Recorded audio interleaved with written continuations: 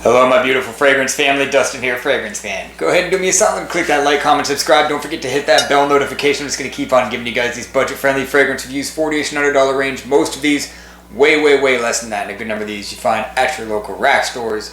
The one I'm talking about today, I found in a gift set of 3 for like $13, 30 ml bottles.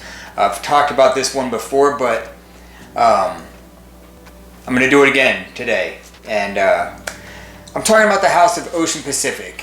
This one specifically is black. It's Eau de Parfum concentration. The lid has some detailing in it. Kind of neat. It slides nicely into place. The atomizer itself is a decent average atomizer. Presentation is simple, but what does this thing smell like? There's not even a batch code on this, by the way, but it is Eau de Parfum. It says it in little letters right there.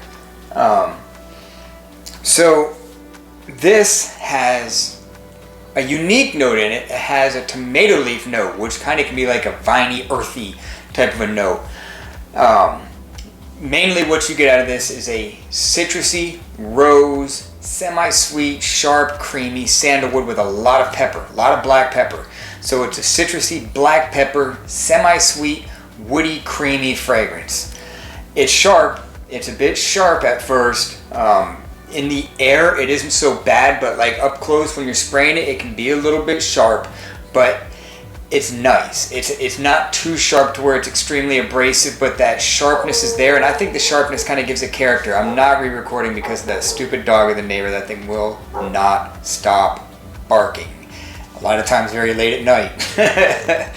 But so this is going to be good for pretty much any occasion, any season. It's a very versatile fragrance. It's not going to be the best for like 85 or maybe even like 83 degree weather, really like 85. If you're going to be sweating good, I wouldn't wear this for that, but anything else I think is a green light. This thing has some character. It doesn't smell like anything that I have in my collection. If any of you guys have this fragrance and it reminds you of something, please let me know, because I don't know of a semi-sweet, citrusy, very pepper dominant, spicy, tomato leaf, creamy, woody fragrance like this. It's super unique.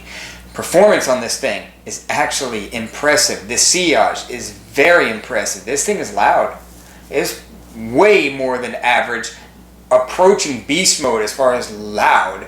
Longevity is well above average. You're going to get 7 hours with this easily. The sillage is quite nice on this. You're going to keep a nice arm's distance for couple hours, good 2 or 3 hours. A buddy of mine had this thing, and a lot of us would gather up and you would smell him with this over pretty much everybody else, and he wasn't going heavy. It was just that much louder. It's a good fragrance. This thing I feel is approaching hidden gem territory. It's not talked about. There's no real reviews on this thing. It doesn't get put out there too often. And as far as a cheap fragrance, this is one of my favorite sub $10 fragrances. 3.4 ounce you can probably find for $10, maybe $12, and in that price point, this is one of the best that I have. I mean, you're going really cheap, so what are you expecting?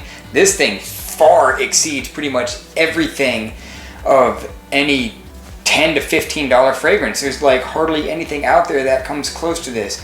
You might get like one of the Sapeels or something like that, because they're like 10 or 12 bucks. Maybe some of the English Laundries, but I mean, this thing is just fantastic and unique. So if you see this thing and you're not able to smell it and you're not afraid of a bold fragrance, it's bold. It's bold. This thing is it's got a $30 scent profile, and if it was marketed for that much, it would be worth it, but it wouldn't be safe blind buy because of that. Since this thing is so inexpensive, because of that, I say go ahead and roll the dice on this, because there's a good chance that you might fall in love with it, and if you don't, I guarantee you'll find somebody that you could easily pawn this off on, and they will very much so enjoy it. So that's my final thoughts on Ocean Pacific's Black. The reason why I did another review on this thing is because it needs to be known. This thing's kind of a gem. So with that, I'm out. Y'all be blessed. Take care of yourself always. And until next time.